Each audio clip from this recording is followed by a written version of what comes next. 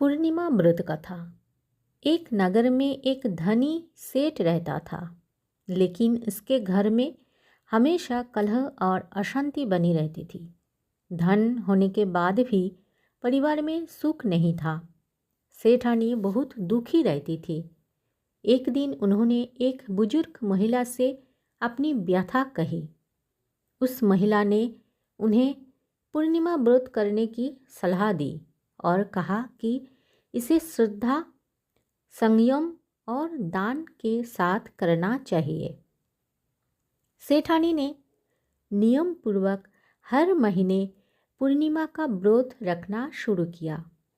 वो सुबह स्नान कर भगवान विष्णु और माता लक्ष्मी की पूजा करती, दिन भर संयम रखती और ज़रूरतमंद को दान देती।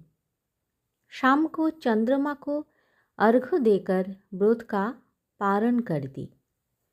कुछ समय बाद घर का वातावरण बदलने लगा।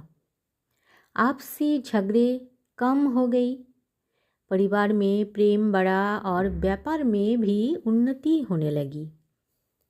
सेठ को अपने व्यवहार की गलती समझ आई और वो भी धर्म के मार्ग पर चलने लगा।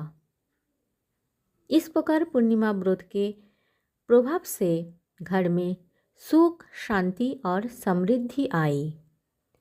व्रत की दूसरी कथा। एक राज्य में एक राजा रहता था। वो न्याय प्रिय था, लेकिन उसे संतान नहीं थी। इस कारण वो और रानी बहुत दुखी रहते थे।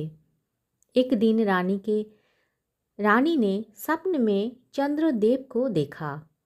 चंद्रदेव ने कहा कि यदि वो श्रद्धा और नियम से पूर्णिमा व्रत करे तो उनका कष्ट दूर होगा।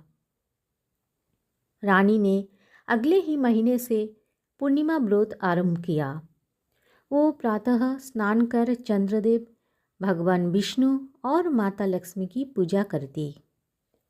पूरे दिन संयम रखती, किसी का अपमान नहीं करती और गरीबों को दान देती।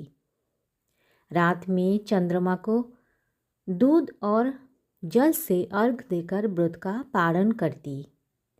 कुछ समय बाद ईश्वर की कृपा से रानी गर्भवती हुई। राज्य में खुशी की लहर दौड़ गई। राजा ने भी प्रजा के कल्याण के लिए पूर्णिमा के दिन दान पुण्य शुरू कर दिया। इस प्रकार पूर्णिमा व्रत से राजा के जीवन में सुख और वंश वृद्धि हुई। पूर्णिमा व्रत का फल। पूर्णिमा व्रत धैर्य, विश्वास और शुभ कर्मों का फल देता है। सच्चे मन से किए गया व्रत जीवन में सकारात्मक परिवर्तन लाता है।